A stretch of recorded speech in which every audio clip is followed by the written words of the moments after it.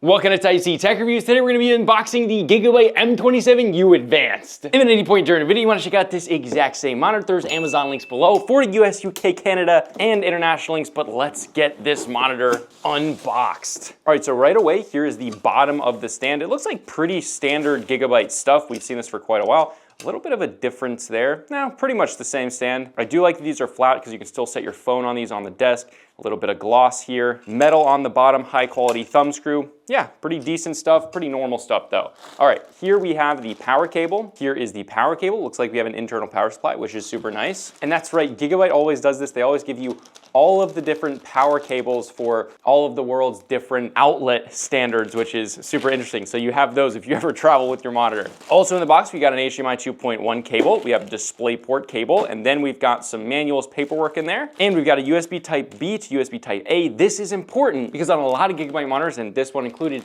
they give you a KVM switch, which is super cool. So this is imperative. With that, let's open this up, get to the top part of the stand and the monitor. Here is the top part of the stand. Pretty typical stuff that we've seen from them. It is sturdy. The quality, I think, is just like very middle of the line, and there's nothing wrong with that. Let's put these together. You line them up by putting in those top pieces and then screwing in the thumb screw. You do not need a screwdriver for this because it is a high quality thumb screw. And there's the stand, decently heavy, and we'll go over the adjustments once it's on the desk, but here is the monitor itself. So line this up on the top. You can also see there's the 100mm vase mount there, but you line this up on the top, press it in, and it's snapped in. There we go. And let's take this off.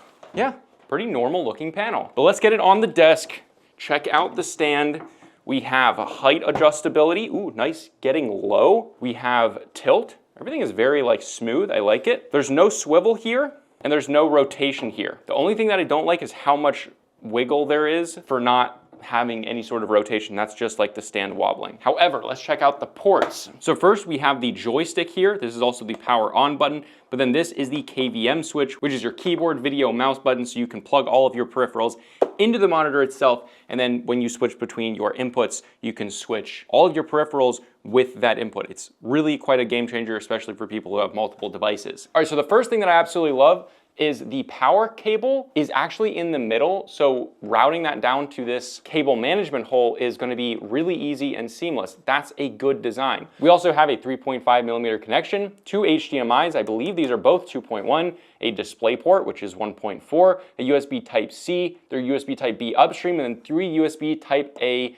downstreams 3.2s. At this price point and for what this monitor is, which I think a lot of creatives may be using this for gaming and creative, as well as using this for the consoles, the Series X and PS5 and PS5 Pro, that's a great amount of ports, and I think it very much matches the user base of this monitor. With that, let's get it on the desk, do an initial impressions, gaming test, and a ghosting test. Now that on the desk, let's get it turned on by clicking in that joystick. We have a little indicator light right there. All right guys, immediately with this up, I can tell right away this is not doing its full refresh rate, so first, let's go into NVIDIA control panel. Obviously, it's an IPS panel, so the colors look really good. The viewing angles are obviously great here. And really, having this white here, it just, color accuracy looks great out of the box in terms of its white balance initially. Let's change this up to its full 160 hertz at 3840 by 2160 or 4K. Let's see if this can output 10 bits of color, and it can output 12 bits of color for, Dolby Vision, HDR. I don't think this has Dolby Vision, but you guys get the idea. That's really cool. I think, again, for this price point, if this does the basic things like ghosting, brightness, which I'm assuming both of those things is gonna do very well with, but if it does that well, this is an excellent monitor for console players that wanna get full 4K 120, creatives and PC gamers that are doing all of those things together. That's the best case use scenario here. All right, let's go right into the menu system here.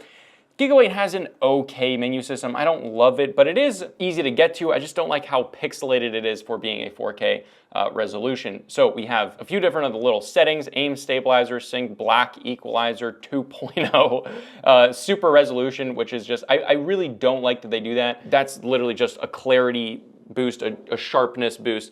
I really wish they would just keep the names normal, even though it's not as fun, I guess. For someone that's not into monitors, it's gonna be very hard for them to go, what is super resolution? It doesn't make any sense, and that's the part that I don't like about it. We have our aspect ratios, and again, display mode rather than aspect ratios doesn't make any sense. These are our overdrive settings. So our response time settings are in here. We then have FreeSync Premium. Let's go into picture modes. If we do that, more power consumption, obviously do that. We're gonna take this out of Eco, and Custom and sRGB, those are the three. That's super interesting. In display, there's nothing else. That's super interesting. I don't know if that's been the same on previous monitors, but at 85% brightness here, we can see 85% brightness, it looks great. Let's turn the brightness all the way up, and that is very decently bright. I mean, that looks great. That's one of the biggest benefits of IPS panels. Let's go into something white. And you can see here on something white, it just looks great. Colors look good. The white balance looks pretty dang bang on. I'm guessing it's pretty dang close, but it really looks excellent. Colors look nice and vibrant. It's nice to get back and just use an IPS panel. It feels like it's been so long. I've been using so many OLEDs recently, and I love OLEDs, but they just have more problems. And IPS panels, while they're not as crazy with their black levels, for the price, they typically have the perfect brightness. Colors look great, and they're just so refined at this point. You're really not gonna get an IPS panel that's messed up, typically. All right, so let's continue going on through this. Going into the custom mode, which that's what I would recommend right away. We have our 6-axis color vibrancy here, sharpness. We have our color temperature, which is in normal. Let's see natural. Natural is definitely too cool, but then you can actually do it yourself, which is great. Then we have low blue light. That's actually a very cool mode that adds it on top of your overall picture mode, which I think is actually a very cool way to do it. Then let's continue going through display. These are our inputs. Oh, and this is also very cool. Apply picture mode to all the inputs. That is super cool. So you can change your pictures, like if you have an Xbox, and on the Xbox that's plugged into HDMI 1, let's say HDMI 1 for instance, you want it to be more saturated because you're just gonna be gaming, but then on your PC or your Mac, you want it to be more color accurate, you can change the picture modes that way. That's really, really cool. Like, that's actually really great. And that's what I mean, is this is so good for creatives here. You also have your picture in picture, picture by picture. It looks like you have a lot of adjustments here. The menu system is nice and fast. You see you have a lot of like different settings, which is great. We're gonna turn that off. Now going into system, we have some audio controls. We have the OSD, you can move it around, which is really cool. We have auto input switching, Type-C compatibility, and then lastly, we just have languages and then a reset button, which is nice. Overall, simple. I wish they would change some of those names, but it looks great. Visually, this looks awesome. Nice brightness. You're obviously not getting the contrast ratio of an OLED, but let's jump in game and see how this thing does. Now, while I am gonna use headphones, this monitor actually does have speakers, which is really cool. And just initially, I don't want to copyright it with Call of Duty's theme song, but sounds okay. Sounds like, you know, typical monitor speakers, which is cool. Let's jump in. All right, guys, jumping right into game. Right away. Resolution looks great. Brightness is excellent here. There's definitely a little bit of dirty screen effect.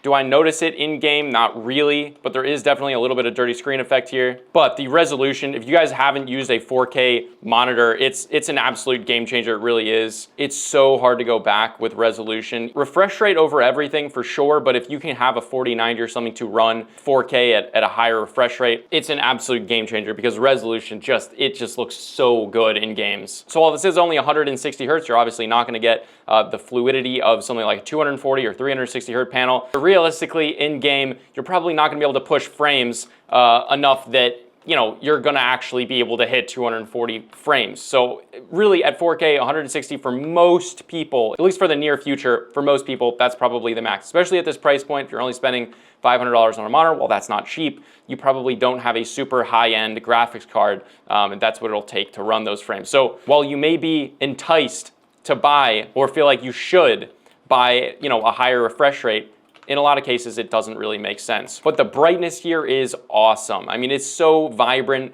It's obviously, you don't have the blacks like in these areas. And I'll go inside and I'll kind of show you, but ghosting looks great here. In these areas, you know, you just don't get the depth, the darkness of colors, but it is still an incredibly enjoyable experience. And in a lot of cases, I actually prefer IPS panels because if you only want to buy one monitor and keep it for 10 years, you can do that on something like this IPS panel. Whereas with an OLED, you probably won't be able to. That's kind of like it's kind of like a Mercedes-Benz, most BMWs, at least most BMWs from, you know, 7 years ago, 8 years ago. You're just gonna be upgrading all the time, every couple of years. This monitor, it's reliable enough to last a very, very long time. It's great to game on. I mean, the colors look great. The only thing I don't like is the matte finish here. There is a little bit of that dirty screen effect. It's not a super intense dirty screen effect. With how bright this panel is, how vibrant this panel is, it looks great. It looks really, really quite good. Not an OLED, but you do get a higher brightness here.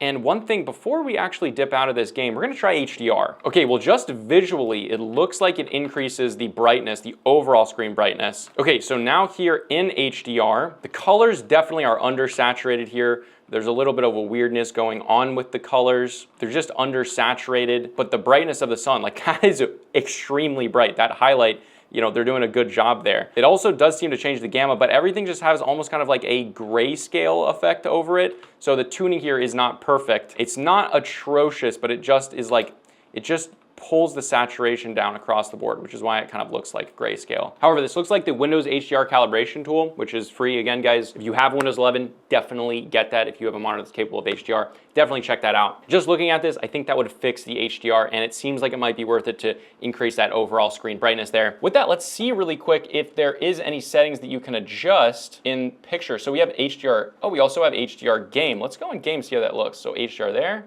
that definitely increases saturation. HDR movie. I think the game honestly looks the best. Then you have some color enhancements, which looks like it just increases the saturation. That's excellent. That is excellent. Okay, that looks a lot better here. Is it accurate? I'm not sure. It looks a little oversaturated, but I didn't really play around with it. It might be better to go into that other setting and see what we can do, but it looks so much better. So that's really cool. That's actually excellent that they have all of those settings. Not extremely common to have that. Really, really good. With that, let's do a ghosting test. I expect it to be very good. It's exactly as I expected. It is absolutely crystal clear. Now, this is one of those panels when I talk about OLEDs and good IPS panels having essentially visually the same amount of ghosting. While on a test result, it's gonna look like an IPS panel like this is so much slower than a OLED. And in practice, because of how our eyes see all of these panel technologies, that includes OLEDs, that includes these IPS panels, visually, it's not getting better than this. You're just not getting better than this, whether it's an OLED or anything else. I'm gonna take the camera and show you what I'm seeing. And as you can see, that is absolutely crystal clear. Now, the only thing that I'm seeing here is that there is a tiny bit of pixel overshoot or inverse ghosting. Let's go into this setting here. I think that's actually in game overdrive. Let's go into off, and that takes away that overshoot completely, and it does a tiny little bit of ghosting, but still, it's extremely minimal. So again, that one gives a little teeny bit of overshoot. You probably wouldn't even notice it. I didn't notice it in game, to be honest with you. Now, picture quality removes that overshoot, and it has even less ghosting than the off setting. So right away, picture quality is the best so far. Balance brings back a little bit of overshoot, and speed definitely gives a lot of overshoot. So the best setting, I'm gonna say right now, is picture quality. Set it in that one, leave it in that. Absolutely excellent. That is crystal clear. It's as good as you're really ever gonna get until they can figure out an ultra low motion blur that doesn't make your monitor look like it is 100 nits. Overall, I'm actually really impressed, more so than I was expecting, because it's just a 4K IPS 160 Hertz, but I really like the settings that you can adjust, especially in HDR. That's pretty rare. Again, if you wanna check it out, there are Amazon links below for the US, UK, Canada, and international links. But again, remember, the full review with all the test results is coming in a few days, so subscribe below if you wanna check that out. Turn notifications on so you're getting notified when it comes out. Chances are, though, 90% of you watching this are probably already going to be able to watch the review at the time of filming. That video will be right here. This is Tyson Tech Reviews, and I'll see you guys in the next video.